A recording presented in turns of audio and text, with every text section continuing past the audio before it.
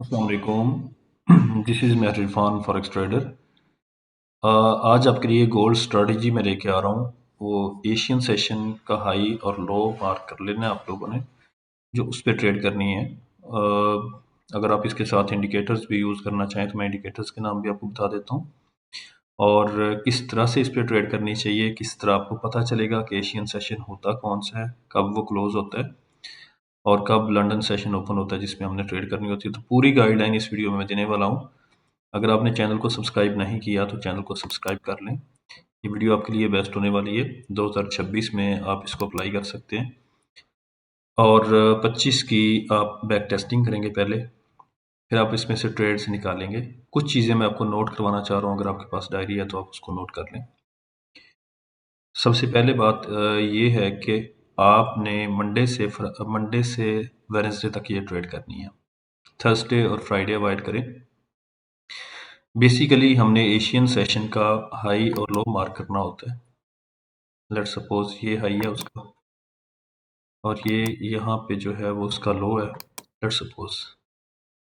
तो हमने क्या करना होता है, जिस तरह सपोर्ट रेजिस्टेंस पे ट्रेड करते हैं, हमने रिवर्सल ट्रेड करनी होती है। यहाँ से हमें लंदन सेशन में यहाँ पे ट्रेड मिली। अब दोबारा जब मार्केट इसको रीटेस्ट कर रही है तो हमें को बुलिश कैंडल मिलता है और उस पर हमें वॉल्यूम मिलता है, तो हमने यहाँ से बाय करना है। लास्ट लो के नीचे ऐसे रखना है, 1:2 का टीपी रखना होता है। आपने मंडे से वेडनेसडे तक ट्रेड करनी है। थर्सडे और फ्राइडे इस सेटअप पे ट्रेड नहीं करनी, और इसमें जो भी ट्रेड आपको मिलेगी वो कम से कम 1:2 निकल सकती है। अब सेशन जो है वो किस तरह मार्क करने हैं, सेशन का आपको किस तरह से पता चलेगा, सबसे ज़्यादा कन्फ्यूजन ये हो सकती है। तो उसके लिए मैंने ईजी सा एक इंडिकेटर लगाएंगे यहाँ पे आप लिखेंगे इंडिकेटर में जाके session lux algo, session lux algo, यहाँ पे चले जाएंगे, इस पे आप क्लिक करेंगे, आपके सामने सारे सेशन आ गए हैं। न्यूयॉर्क सेशन इसका कलर डिफरेंट है, और उससे पहले लंदन सेशन इसका कलर ब्लू है, उससे पहले टोक्यो सेशन, ये सेशन है हमारा। जो टोक्यो सेशन ये शो कर रहा है, इसका आपने हाई मार्क कर लेना है और लो मार्क कर लेना है। अच्छा, एक और चीज़ मैं स्किप ना कर जाऊँ, ये तब ज़्यादा काम करेगी जब मार्केट साइडवेज होती है, मार्केट रेंज में होती है।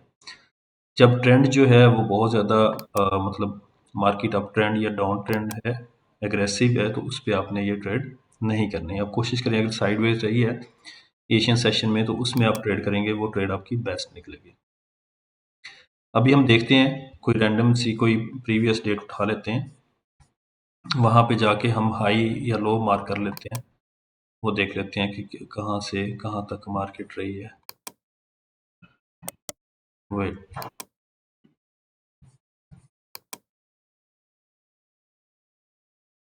किसी प्रीवियस डेट में जाके हम देखेंगे कि मार्केट जो है वो हमारे सेटअप को रिस्पेक्ट देती है या नहीं देती। लेट्स सपोज यहाँ पे हम देख लेते हैं, कहीं कहीं न्यूयॉर्क है, न्यूयॉर्क के बाद सिडनी सेशन है, सिडनी के बाद टोक्यो सेशन है। अच्छा, ये टोक्यो सेशन है, यहाँ से मैं इसका हाई और लो मार्क कर लेता हूँ।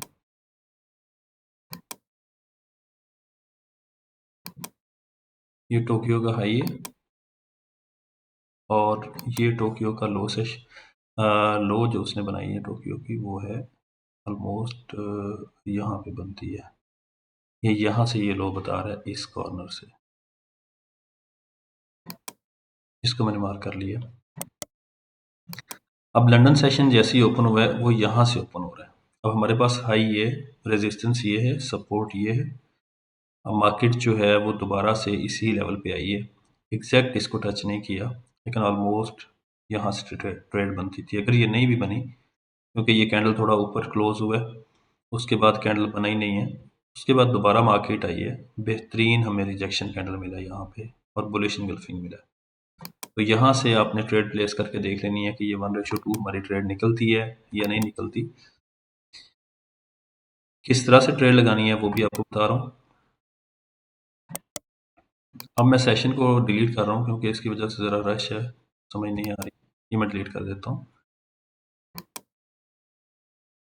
लास्ट लो के थोड़ा सा नीचे ऐसे लगाएंगे, और 1:2 अपना टीपी जो है ना वो आपने बुक कर लेना है।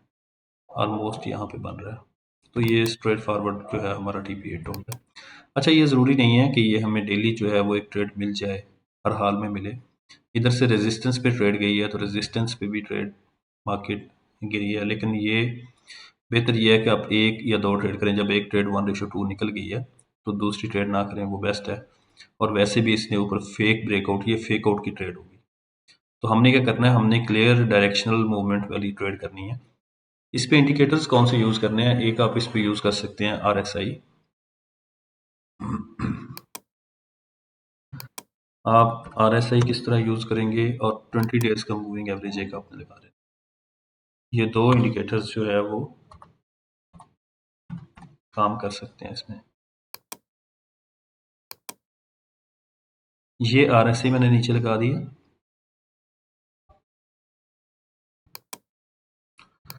20 डेज का मूविंग एवरेज लगा लिया। ठीक है। अच्छा, आपने अगर फर्दर कंफर्मेशन करनी है, पहले तो ये कि अगर इस तरह का कैंडल मिल जाए तो डायरेक्ट एंट्री आप यहाँ से लगा दें। RSI जो है वो 30 से 35 के दरमियान होना चाहिए। मार्केट जब नीचे आए, अगर ऊपर जाती है तो 70 पे RSI होना चाहिए, यानी ओवरबॉट या ओवरसोल्ड की कंडीशन होनी चाहिए। RSI यहाँ पे जैसे 70 पे है तो यहाँ पे ट्रेड आपको अगर मिलती है एंट्री के नीचे, मूविंग एवरेज के ऊपर जब क्लोज करे और इधर से 30 पे हो या 35 पे हो और मूविंग एवरेज के ऊपर जाकर क्लोज कर लेती है, यहाँ पे कैंडल क्लोज कर लेता है, तो यहाँ से आपने फिर एंट्री प्लेस करनी है। यहाँ से फिर SL जो है वो आपने थोड़ा नज़दीक जोड़ के आपको रखना पड़ेगा, उसके बाद आप ट्रेड ले सकते हैं। लेकिन अगर आप इंडिकेटर्स का यूज़ नहीं करना चाहते, आप पहले से ही प्रो ट्रेडर हैं या आप सपोर्ट रेजिस्टेंस पे ट्रेड कर रहे हैं, तो बेस्ट वे ये है कि आप यहाँ से एंट्री लें। जैसे मैंने आपको बताया कि यहाँ से रिजेक्शन आपको मिलती है या इधर से कोई क्लियर रिजेक्शन मिलती है तो फिर सेल की ट्रेड प्लेस करें। इधर से कोई रिजेक्शन मिलती है बुलिश, तो वहाँ आप बेसिकली, हमने फेक आउट्स पे ट्रेड नहीं करनी, ये स्ट्रैटेजी उसके लिए नहीं है। फेक आउट पे भी ट्रेड्स होती हैं लेकिन वो हमने नहीं करनी। हमने क्लियरली सपोर्ट रेजिस्टेंस के रिवर्सल्स पे ट्रेड करनी है जब मार्केट साइडवेज बिहेव कर रही है।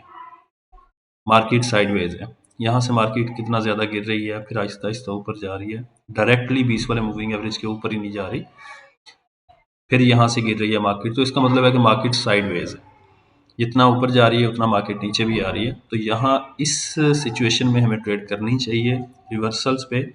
वो रिवर्सल सपोर्ट पे बन सकता है बाय का, और वो रेजिस्टेंस पे भी मिल सकती है आपको सेल की एंट्री। तो अगर आपने मूविंग एवरेजेस यूज़ करने हैं तो फिर मूविंग एवरेज के ऊपर जब कैंडल क्लोज हो तो फिर आपने एंट्री लेनी है, और इधर से जो RSI है वो 30 पे होना चाहिए, जैसे यहाँ 30 पे है, यहाँ से ट्रेड बनती है। लास्ट लो के नीचे वैसे SL रखें, वो ज़्यादा सिक्योर है, यहाँ से ट्रेड ले सकते हैं। फिर आपने SL फिर भी यहाँ पे रखना है, 1:1.5 पे क्लोज कर सकते हैं। Thank you so much. इंशाल्लाह मिलते हैं नेक्स्ट वीडियो के साथ। अगर आपने चैनल को सब्सक्राइब नहीं किया तो सब्सक्राइब कर लें। Thank you so much.